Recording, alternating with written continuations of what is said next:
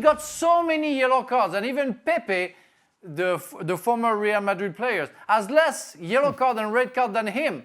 It's impossible to have a career like that. And you just come back, you make two stupid mistakes, you get 2 yellow cards, red card, you lose. So you don't get your fitness back for the game on Wednesday.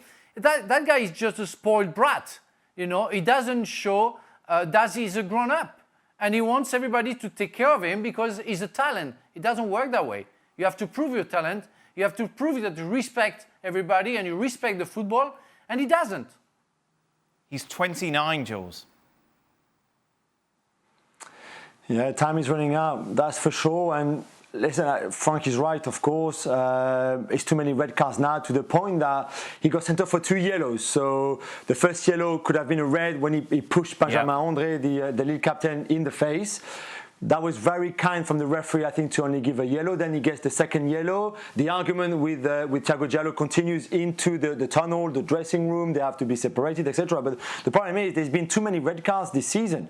So what should be just a one-match ban at the weekend against Strasbourg could easily become now, because he had some suspended games that he would have been banned for before, a 2 or 3 match ban, which again for PSG is a disaster. For him, for fitness-wise, is a disaster because there's the 2 Bayern games coming where he will play, but he's so out of fitness that I'm not sure how much he will have an influence on those games where really he should be the star and the leader for PSG. So it was a dramatic afternoon, really. We'll talk about the Bayern game in a moment, Jules. Just regarding their reports that there's contract talks have been halted by his team. Yeah, we're not really sure. I mean, PSG are still saying it's all agreed and they're just waiting for the right timing to announce it. The problem is he's been injured, so you don't really want to do it that way. Now he's got that red card. It's hard to announce something like this now.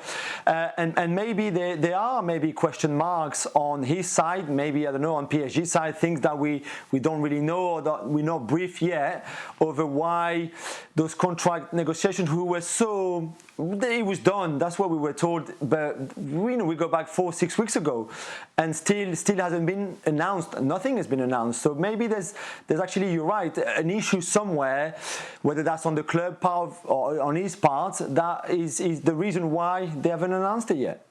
Of course, as you mentioned, for PSG, next up is the Champions League against the defending champions, Bayern Munich. Bayern Munich 6-4 on.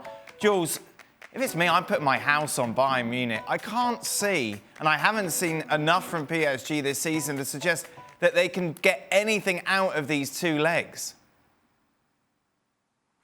And you would be right, I guess. But if he's the PSG from the first leg in Barcelona, or even the game against Lyon, which was maybe the best game of the season, with that intensity, the high press, the counter press, very effective in both boxes. Kylian Mbappe at his best, who again is clinical more than he was at the weekend. Then they have a chance.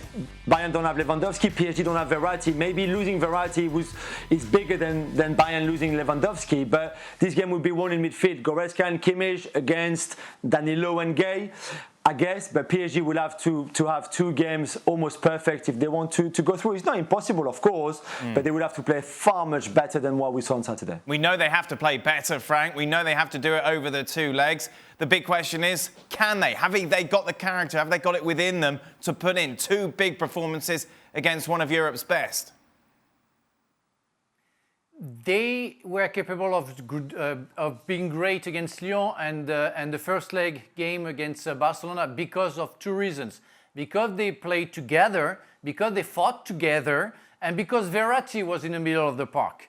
Verratti won't be there on Wednesday, and I'm not sure with what they showed against Lille, they're capable of being able to fight together. And I would be Pochettino.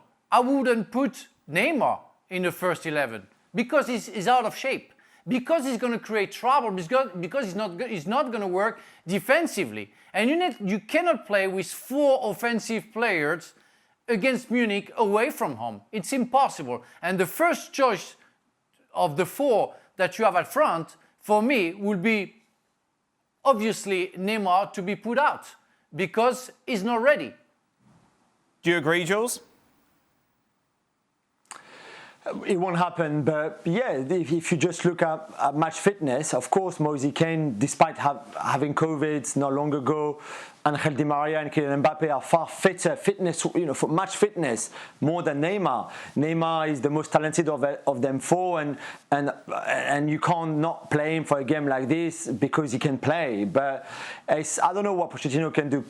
Should you move to a 4-3-3 and maybe drop Moise Kean and play Mbappe central, who can run in behind that high line from Bayern Munich, and have three in midfield? Then you don't have Verratti, but three quite defensive midfielder for that first leg to be against Kimmich and Goretzka. I think, for me, that's what I would do. I think Pochettino is very tempted of changing his formation to go with the 4-3-3, to be more solid in midfield and use the pace of Mbappe centrally and not out wide like he would normally do. Jules, what's Pochettino done since Dan, he's arrived? I'm sorry, Dan. Go on, Frank, I'm sorry, but if I don't know, I just wonder why Pochettino came. If it was to babysit Neymar and the rest of the squad, because it's obvious to everybody. I live in Paris. I talk to many Paris Saint-Germain fans, and they're fed up with Neymar. They really question if Pochettino is a real leader. Because he's out of shape.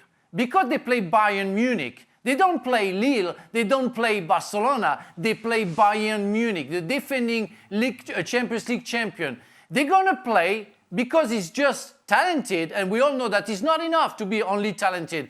Because he's only talented, because he's the most paid player, he has to play. I'm talking about Neymar. I don't know why.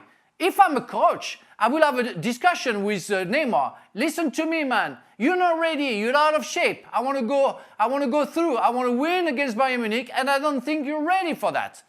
So I'm sorry, you're going to be on the bench. You are coach or you're babysitter? I just want to know. But then how do we see those above Pochettino react to that decision, Jules? Yeah, that's right. And listen, this is what happens. Spurs qualify for the Champions League final in 2019 without Harry Kane. He's not fit. He starts the final. He's your best player. He starts the final, and you bench Lucas Moura, who just scored you a hat-trick in a semi-final second leg to get you to the final. I think this is what happens in football. Your best player, whether he's fully fit, fully match fit or not, will play. This is babysitter or not babysitter, manager or not manager. Everybody will do it. And I think Pochettino will do it again. And you're right, Dan. There's of course a question mark of how Qatar would react if Neymar, who could play, who is fit to play, not match fit but fit to play, was left on the bench by Pochettino. I'm not sure they would like that at all. Well, thank you very much for watching ESPN on YouTube. For more sports highlights and analysis, be sure to download the ESPN app. And for live streaming, premium content, and let's not forget as well, ESPN FC 7 days a week. Subscribe to ESPN Plus.